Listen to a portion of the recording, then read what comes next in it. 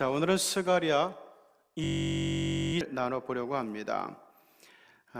오늘 이 말씀은 특별히 좌절과 절망에 빠져있던 이스라엘 백성들에게 스가랴 선지자를 통해서 주신 위로의 말씀인 동시에 고통과 불안의 시대를 살아가는 우리들에게 주시는 우리 하나님의 소망의 메시지이기도 합니다. 이스라엘 백성이 바벨론 포로 생활에서 해방되어 무려 70년 만에 돌아왔지만 고국 땅 예루살렘은 그들이 그렇게도 꿈꾸며 그리워하던 모습은 전혀 아니었습니다. 예루살렘 성벽은 무너져 있었고 성전은 불타버린 채로 버려져 있었고 거룩한 도시 예루살렘은 잡초와 가시덤불이 뒤덮고 짐승들의 소굴이 되어 있었습니다. 고국으로 돌아온 유대인들은 불타는 열정을 가지고 성전 재건을 시작했지만 그러나 같이 동역할 것을 거부당한 사마리 사람들의 집요한 방해로 인해서 거의 14년 동안이나 공사가 중단되는 위기에 봉착을 하게 됩니다. 그 후 다리우스 황제가 페르시아 왕위에 올라서 선대왕 고레스 왕의 조서를 확인하면서 예루살렘 성전 공사를 다시 재개할 수가 있게 됩니다. 그러나 이제 문제는 이스라엘 백성들의 마음 자체였어요. 거듭되는 실망과 좌절 가운데서 성전 재건의 꿈을 그만 포기해버린 거였습니다. 국론의 분열, 삭막해진 민심, 이런 상황에서 성전과 나라를 재건하는 것은 거의 불가능에 가까운 일처럼 보였습니다. 스가랴 선지자는 이렇게 암담한 현실에서도 머리를 높이 들고 하나님을 바라보면서 희망의 환상을 보게 됩니다. 또한 천사가 전하는 하나님의 위로의 메시지를 듣게 됩니다. 그리고 나서 절망과 좌절 가운데 빠져있는 백성들을 향해서 외친 말씀이 바로 10절의 말씀이에요. 시온에 따라 노래하고 기뻐하라. 스가랴 시대의 이스라엘과 지금의 우리나라가 자꾸 오버랩돼요. 우리 사회도 신뢰는 불신으로 바뀌고 희망은 절망으로 바뀌고 감동은 원망으로 바뀌면서 분위기가 많이 어두워지고 있는 것이 사실입니다. 정의기억연대 윤미향 전 대표의 기부금 착복과 횡령 사건은 우리로 하여금 신뢰가 불신으로 바뀌는 계기가 되고 있고, 총선 때 힘을 몰아준 여당이 국회 상임위를 독식하고 그리고 윤미향과 한명숙 이 사람들을 감싸기로 나서면서 가진 힘을 나라를 위해서 국민을 위해서 베푸는 것이 아니라 자기들을 위해서 힘을 첫 번째로 힘쓰는 이런 모습들은 사실 어떤 희망에 대해서 우리가 절망감을 갖게 하는 계기가 되는 것 같아요. 거기다가 코로나를 극복한 영웅들, 사실은 의료진들 아닙니까? 이제 이 사람들을 방치하는 모습들이 곳곳에서 눈에 띄어요. 어떤 단체에서도 그렇고 식당도 그렇고 어디도 그렇고 이 의료진들이 바이러스를 옮길지 모른다고 차별하고 냉대하는 모습들은 어떻게 보면은 이들이 보여줬던 감동을 원망으로 되갚는 아주 안 좋은 모습을 보여주고 있습니다. 지금 우리나라의 경제 상황은 과거 국가 부도 사태가 일어난 IMF 때보다 더 어렵다고 이야기해요. 사실 해법이 잘 보이지 않습니다. 왜냐하면 우리뿐만 아니라 세상이 다 어렵고 힘든 가운데 있기 때문에 그렇습니다. 이러한 때 정부와 여당은 공정하고 정의로운 정책을 펴서 국민들에게 희망과 신뢰를 줘야 하는데 어떻게 보니까 점점 권력의 오만함에 취해가는 모습이 걱정스럽게 보여집니다. 스가랴 선지자 당시의 이스라엘 분위기도 지금 우리 사회와 별반 다르지는 않았습니다.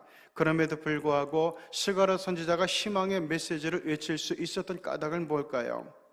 오늘 1절에 나오는 것처럼 측량줄 가진 자를 보았기 때문에 그래요. 1절, 내가 또 너를 들어본 즉 한 사람이 측량줄을 그의 손에 잡았기로. 지금 이 천사가 예루살렘을 측량하러 가는 거예요. 그때 천사를 통해 주어진 메시지가 4절에 나오죠. 너는 달려가서 그 소년에게 말하여 이르기를 예루살렘은 그 가운데 사람과 가축이 많으므로 성곽이 없는 성읍이 될 것이라 하라. 이 말이 무슨 뜻인가 하면은 지금은 폐허가 되어 있는 예루살렘이에요. 그런데 앞으로 이 절망과 같은 땅에 어둠과 같은 땅에, 폐허가 된 땅에 앞으로 사람이 점점 많아져서 성 안과 밖이 구분할 수 없을 만큼 많은 사람이 다니다 보니까 이 선과 악의 경계선 자체가 유명무실해지는 그런 때가 된다는 거예요. 그리고 하나님께서 사면에서 지켜주시는 불성곽이 될 거라는 희망의 메시지가 계속해서 나오고 있습니다. 하나님은 지난날 언약하신 대로 70년 만에 이스라엘 백성이 예루살렘으로 돌아오게 하셨습니다. 그리고 이제는 이스라엘을 회복시켜 주리라고 언약하신 때가 되었습니다. 그러나 현실적으로 이스라엘 백성들은 이 언약의 때에 절망과 좌절에 빠져서 하나님께서 명령하신 역사를, 성전 재건의 역사를 중단하고 있었다는 것이 본문의 설명이에요. 자, 그런데 이것은 사람의 시각이에요. 역사가 중단되었다, 성전 재건이 중단되었다. 이거는 사람의 시각일 뿐 하나님의 역사는 계속되고 있는 거예요. 천사들이 예루살렘을 재건하기 위하여 측량을 하기 시작했다는 겁니다. 우리는 이 사실을 눈여겨볼 필요가 있어요. 사람은 좌절하기도 하고 실망하기도 하고 포기도 하지만, 그러나 하나님의 역사는 계속 나간다는 사실입니다. 하나님은 당신의 약속과 언약을 결코 모르시는 법이 없어요. 하나님께서는 대한민국과 시경교회와 우리 성도들의 가정에 대해 분명한 계획을 가지고 있습니다. 이는 비록 더딜지라도 때가 되면 하나님께서 반드시 이루실 것들입니다. 희망과 기대는 믿음의 언어이고 좌절과 실망은 불신앙의 언어예요. 지금 우리의 입에서 필요한 것은 믿음의 언어입니다. 힘든 때일수록, 어두운 때일수록 믿음의 언어가 필요해요. 오늘 스가랴 선지자는 실망과 좌절 가운데 있는 백성들 사이에서 하늘을 향해서 눈을 들고 믿음의 언어로 기도했어요. 그런 그에게 하나님께서 보여주신 것이 바로 희망의 환상이었습니다. 우리도 기뻐하고 노래하는 사람이 되려면 스가랴 선지자처럼 눈을 들어 하나님을 바라볼 수 있어야 돼요. 자, 두 번째로 기뻐하고 노래할 수 있었던 까닭은 6절에서 7절에서 나오는 것처럼 북방을 떠나서 예루살렘으로 가라는 그 메시지를 받았기 때문에 그래요. 6절을 볼까요? 오라 너희는 북방 땅에서 도피할지어다. 7절 바벨론 성에 거주하는 시온아 이제 너는 피할지니라. 여기서 바벨론을 떠나라고 하는 것은 죄악의 세상에서 떠나라는 것이고 악한 세상의 영화를 벗어버리라는 뜻이기도 해요. 또한 이 바벨론에서 이제는 시온으로 돌아가라는 말은 세상 중심에서 하나님 중심의 삶을 지향하는 명령이기도 합니다. 그리고 도망하라, 피하라 하는 것은 현재 절망과 좌절에서 탈출하라는 메시지도 함께 담고 있어요. 어느 연못에 늙은 어미오리와 그 새끼들이 살고 있었습니다. 그런데 그가 살던 연못의 물이 점점 줄어들더니 드디어 바닥을 드러내기 시작합니다. 물이 마르자 이제 잡아먹을 물고기도 사라져 버렸어요. 그래도 늙은 어미오리는 새끼들에게 그곳을 절대 떠나지 못하게 했습니다. 어미오리는 그곳에서 오랫동안 살아오면서 그 연못에 완전히 길들여져 있는 오리였기 때문에 그래요. 그래서 다른 곳으로 떠날 생각도 못했고 다른 곳을 찾을 생각도 하지를 못하고 있었습니다. 그러나 새끼들은 다른 연못의 제방에서 떨어지는 시원한 물소리를 듣습니다. 그리고 그 물소리를 따라가서 더 크고 더 넓은 연못을 마침내 발견하게 됩니다. 땅 주인이 그 연못 바로 위에다가 새 연못을 다시 만들었기 때문에 그래요. 자, 새끼들이 어미오리에게 왔을 때 어미오리는 뭉툭해진 부리로 딱딱한 땅을 헤치면서 먹을 것을 찾느라고 생고생을 하고 있었습니다. 새끼 오리들이 어미오리에게 말합니다. 엄마, 땅 주인이 저 위에다가 새 연못을 만들어 뒀어요. 헤엄을 치며 자유롭게 살려면 이곳을 벗어나야만 합니다. 엄마가 아무리 열심히 부리로 땅을 파서 뒤집어도 이제 이곳은 다시는 연못이 될 수 없어요.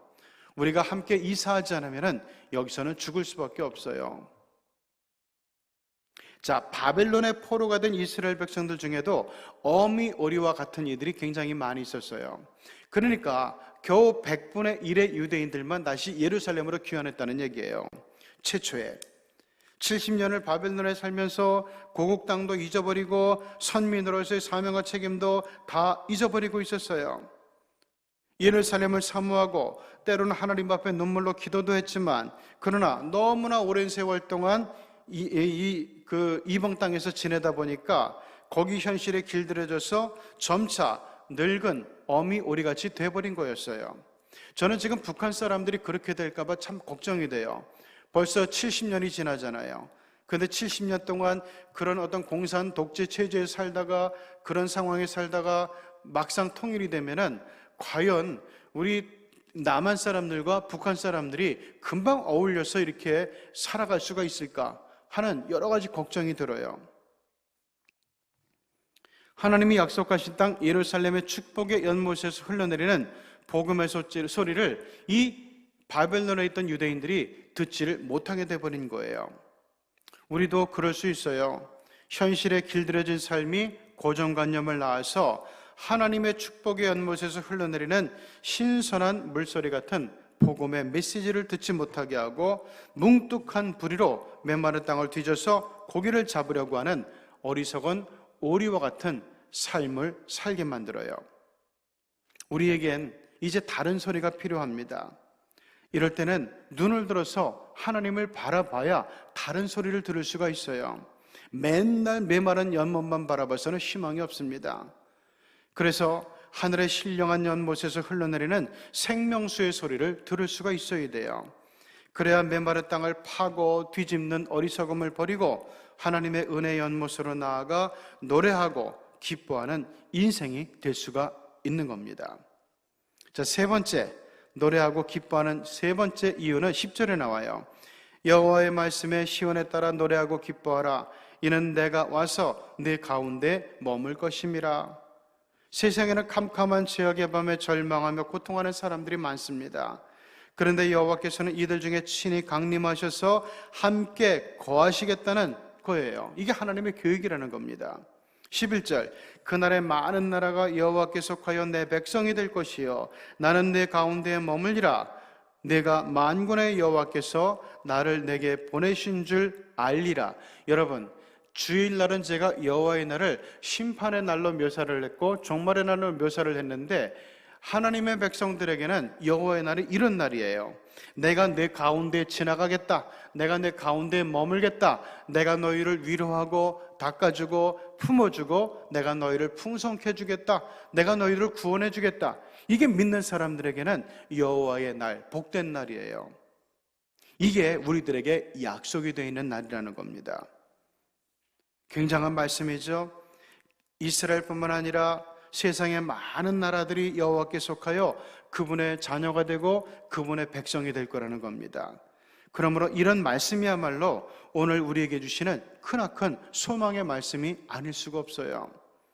구원의 믿음은 어두운 현실에서도 머리를 들어 하나님을 바라보는 것에서부터 시작이 됩니다. 이런 사람들이 스가랴 선지자처럼 하나님이 주시는 소망의 환상을 볼 수가 있고요, 하나님이 그들 가운데 친히 강림하시어 함께 하실 거라는 희망의 메시지를 듣게 될 거라고 오늘 본문은 이야기해 주고 있습니다. 이미 2000년 전 들에서 양을 치던 목자들이 그랬잖아요. 하늘을 바라보다가 예수님의 강림 소식을 듣잖아요. 동방의 박사들도 그랬고 예루살렘에 살던 경건한 시몬과 안나도 그랬어요. 이들은 유대 땅의 어두운 현실을 보는 것이 아니라 눈을 들어서 하나님의 역사를 기대하면서 사모하면서 바라보던 사람들이었습니다. 평강과 소망과 생명의 왕으로 오신 우리 주님을 맞이했던 이분들처럼 우리도 눈을 높이 들어서 하나님을 바라보면서 소망의 약속을 받고 전하는 사람이 되어야 됩니다. 그래서 노래하고 기뻐하는 주님의 자녀로 이 어둡고 괴로운 세상을 함께 밝히며 살아갈 수 있는 저와 여러분이 되시기를 주님의 이름으로 축복합니다. 기도하시겠습니다. 하나님, 우리가 긍정의 소리를 이야기하고 부정의 소리를 차단할 수 있는 분별력과 판단력과 지혜를 주시기를 원합니다. 세상에 어둠의 소리가 너무 많이 있습니다. 부정의 언어가 너무나 많이 있습니다. 세상의 소리에 귀를 기울이다 보면은 정말 내일이라도 당장 이 나라와 사회가 망해버릴 것 같습니다. 그러나 이럴 때 다시금 어둠으로부터, 이 캄캄한 현재로부터 눈을 들어서 하나님을 바라보는 가운데서 우리의 역사는 멈춰 있는 것처럼 보이지만, 그러나 계속해서 우리와 언약한 바를 이루시기 위해서 측량줄을 잡고 일하시는 우리 하나님을 바라보는 가운데서 스가랴 선지자처럼 희망의 메시지, 소망의 메시지를 받게 하시고, 하나님 정말 우리 앞에 밝게 열려진 미래를 바라보면서 노래하고 기뻐하면서 나가는 저희들이 되게 하여 주시옵소서. 우리가 희망의 공급처가 되게 하시고, 우리가 노래 그리고 기쁨의 새로운 공급처 역할을 할 수 있는 믿음의 자녀들이 되어서 하나님께 영광 돌리고 우리 하나님을 기쁘시게 하고, 우리 하나님의 놀라운 이름을, 그 소망의 이름을 하나님 세상에 널리 증거하고 전할 수 있는 우리 믿음의 성도들, 새벽을 깨우는 주님의 백성들 되게 하여 주시옵소서. 예수님의 이름으로 기도드리옵나이다. 아멘.